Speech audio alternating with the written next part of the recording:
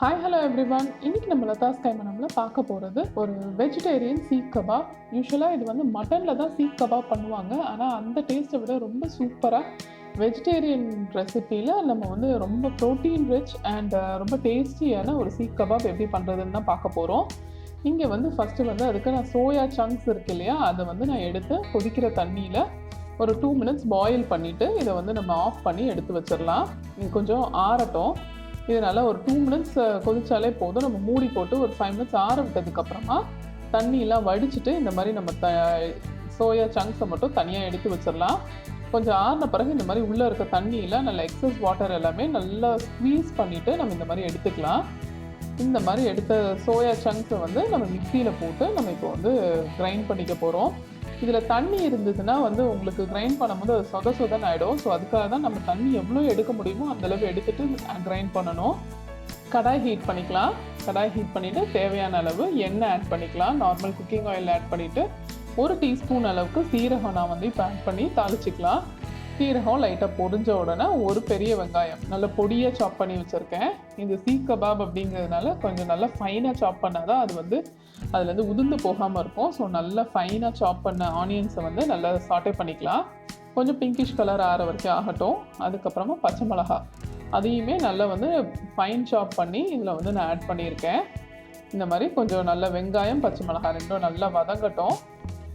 இந்த ஸ்டேஜில் இஞ்சி பூண்டு பேஸ்ட் ஒரு டேபிள் ஸ்பூன் அளவுக்கு இஞ்சி பூண்டு பேஸ்ட் ஆட் பண்ணி அதையும் நல்லா சாட்டே பண்ணிக்கலாம். நம்ம இஞ்சி பூண்டோட பச்சை ஸ்மெல் போனதுக்கப்புறம் நம்மளோட பவுடர்ஸ் ஆட் பண்ணிடலாம். சில்லி பவுடர் 2 டீஸ்பூன், மல்லித்தூள் 2 டீஸ்பூன், அரை டீஸ்பூன் மஞ்சத்தூள், 1 டீஸ்பூன் அளவுக்கு கரம் மசாலா, 1 டீஸ்பூன் அளவுக்கு சாட் மசாலா, இப்போ வந்து 2 டீஸ்பூன் அளவுக்கு சீரகத்தூள் இதையும் ஆட் பண்ணிவிட்டு நல்லா நம்ம வந்து ஃப்ரை பண்ணிக்கலாம். இந்த மசாலாஸ்லாம் நல்லா பேர்ன் ஆகாத அளவுக்கு ஜஸ்ட் ஒரு 10 to 20 செகண்ட்ஸ் மட்டும் ஃப்ரை பண்ணிவிட்டு நம்ம வந்து ஆல்ரெடி நம்ம அரைச்சி வச்சுருக்கோம் இல்லையா அந்த சோயா சங்க்ஸை, அதை வந்து இந்த ஸ்டேஜில் நம்ம ஆட் பண்ணிக்கலாம். நல்லா இந்த மாதிரி உதிரியாக அரைச்சி வச்சுருக்கணும். ரொம்ப நம்ம தண்ணி புளியாமல் அரைச்சிட்டோன்னா அது ரொம்ப தண்ணியாகிடும். ஸோ இந்த மாதிரி கொஞ்சம் உதிரியாக நம்ம ப்ரெட்டை அரைச்சா எப்படி இருக்கும் அந்த மாதிரி இந்த மாதிரி அரைச்சி இந்த மசாலாஸோடு நம்ம வந்து மிக்ஸ் பண்ணிடலாம். இது எவ்வளோ குவான்டிட்டி வச்சுருக்கோமோ அதுக்கேற்ற மாதிரி நம்ம மசாலாஸ் ஆட் பண்ணிக்கணும். ஏன்னா இதுக்கு ஃப்ளேவர் வந்து அந்த மசாலாஸ் தான். ஸோ கொஞ்சம் கொஞ்சமாக போட்டு நம்ம வந்து எல்லா அந்த சோயா சங்க்ஸையும் நான் இப்போ வந்து இதில் மிக்ஸ் பண்ணி கலந்து விட்டுடலாம். நல்லா ஈவனாக அந்த மசாலாஸ்லாம் பிடிக்கிற அளவுக்கு கலந்துட்டு இதுக்கு தேவையான அளவு உப்பு ஆட் பண்ணிக்கலாம். நம்ம டேஸ்ட் பண்ணி பார்த்துட்டு உப்பு இந்த ஸ்டேஜில் ஆட் பண்ணிக்கலாம். ஆட் பண்ணி நல்லா ஈவனாக மிக்ஸ் பண்ணி விட்டுறலாம். எல்லா இடத்துலையுமே ஈவனாக படுற அளவுக்கு மிக்ஸ் பண்ணிக்கலாம். இந்த ஸ்டேஜில் ஒரு 2 பொட்டேட்டோஸ் நான் வந்து பாயில் பண்ணி ஸ்மாஷ் பண்ணி எடுத்து வச்சுருக்கேன். அந்த 2 பொட்டேட்டோஸை வந்து இப்போ உள்ளே ஆட் பண்ணி மிக்ஸ் பண்ணிக்கலாம். இந்த சீக் கபாப்க்கு வந்து பாடி கொடுக்குறது இந்த பொட்டேட்டோஸ் தான். ஸோ அதனால் இது வந்து ஜஸ்ட் 1 or 2 ஆட் பண்ணால் போதும். ஸோ ஆட் பண்ணி நல்லா ஈவனாக மிக்ஸ் பண்ணி விட்டுறலாம். அந்த மசாலாஸ் அதுக்கப்புறம் அந்த சோயா எல்லாமே ஈவனாக மிக்ஸ் ஆகிற அளவுக்கு நம்ம வந்து ஈவனாக மிக்ஸ் பண்ணி விட்டுறலாம். இது கொஞ்சம் நல்லா எல்லா இடமும் படுற அளவுக்கு நம்ம மசாலாஸ் அந்த பச்சை மிளகாவோட காரம் அதெல்லாம் ஈவனாக மிக்ஸ் பண்ணிக்கணும். ஸோ நல்லா எல்லா இடமும் படுற அளவுக்கு மிக்ஸ் பண்ணதுக்கப்புறமா நம்ம வந்து ஒரு கைப்பிடி ஃபுல்லாக கொத்தமல்லி நல்ல ஃபைன் சாப் பண்ண கொத்தமல்லி எல்லாமே இதில் ஃபைன் சாப் பண்ணால் தான் வந்து நம்ம அந்த கபாப் பிடிக்கும் போது உதிர்ந்து வராமல் இருக்கும். ஸோ அதையும் நல்லா ஃபைன் சாப் பண்ணிவிட்டு இதோட ஆட் பண்ணிக்கலாம். அதோட ஃப்ளேவர் ரொம்ப சூப்பராக இருக்கும் அந்த கபாபுக்கு. இப்போ பார்த்தீங்கன்னா இது நல்லா கொஞ்சம் ஆறி இருக்குது. இந்த ஸ்டேஜில் நான் வந்து ஒரு 1/2 கப் அளவுக்கு நான் வந்து பிரெட் க்ரம்ஸ் வந்து இப்போ ஆட் பண்ணியிருக்கேன். இது ஹோம்மேட் பிரெட் க்ரம்ஸ் தான். நம்ம ப்ரெட்டு வந்து நடுப்பகுதி யூஸ் பண்ணிவிட்டு ஓரம்லாம் இருக்கும் இல்லையா, அதை வந்து நான் வந்து மிக்சியில் அரைச்சி நான் வந்து ஃப்ரீசரில் எடுத்து வச்சுருப்பேன் பிரெட் க்ரம்ஸை யூஸ் பண்ணுறதுக்கு. ஸோ அந்த பிரெட் க்ரம்ஸை இப்போ ஒரு 1/2 to 3/4 கப் வரைக்கும் ஆட் பண்ணிக்கலாம். இப்போது அந்த மிக்சர் வந்து நான் எடுத்து வச்சுருக்கேன்.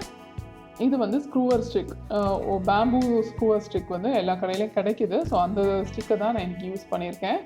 இந்த மாதிரி நல்ல கொஞ்சம் பெரிய குவான்டிட்டியாக எடுத்துக்கலாம். ஒரு பெரிய சைஸ் பாலாக எடுத்துகிட்டு இதை வந்து நம்ம ஸ்டிக்கில் வந்து அந்த கபாப் ஷேப்புக்கு வந்து நம்ம ஷேப் பண்ணிக்க போகிறோம். ஸோ இந்த மாதிரி வச்சுட்டு ஃபஸ்ட்டு அந்த ஸ்டிக்கை வந்து அந்த சென்டராக கொஞ்சம் அதை அப்படியே ப்ரெஸ் பண்ணி ஸ்டிக்கை வந்து சென்டராக ஆகிற வரைக்கும் தள்ளிட்டு அதுக்கப்புறம் நல்லா ரோல் பண்ணிக்கலாம். இந்த மாதிரி ஸ்டிக்கு வந்து சென்டராக இருக்கணும். நம்ம ரொம்ப ஓரத்தில் இருந்ததுன்னா அது வந்து பிஞ்சிக்கிட்டு வந்துடும். ஸோ அதையும் கேர்ஃபுல்லாக பார்த்துக்கோங்க. அதை நல்லா ரோல் பண்ணி ஸ்டிக்கு வந்து சென்டராக ஆகிற அளவுக்கு நம்ம இதை பண்ணிக்கணும். எந்த அளவுக்கு நீளமாக பண்ண முடியுமோ அந்த அளவுக்கு பண்ணிக்கலாம். நமக்கு கொஞ்சம் தான் வருது அப்படின்னா நம்ம அந்த மாதிரி கூட பண்ணிக்கலாம்.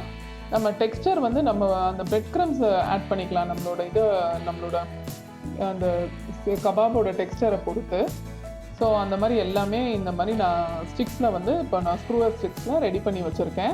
இப்போ நம்ம அப்படி பண்ண முடியல அப்படின்னா ஈஸி மெத்தட், இந்த மாதிரி ரோல் பண்ணிவிட்டு இந்த மாதிரி சென்டராக நம்ம வந்து இப்படி கேர்ஃபுல்லாக பிடிச்சி இந்த ஸ்க்ரூவர் ஸ்டிக்கை இந்த மாதிரி இன்சர்ட் கூட பண்ணிக்கலாம். அதுக்கப்புறமா நீங்கள் வந்து கொஞ்சம் மேலே கீழே எல்லாம் மட்டும் நம்ம ப்ரெஸ் பண்ணி விட்டோம்னா இதே மாதிரி நம்ம கபாப்ஸ் மாதிரியே ரெடி ஆகிடும்.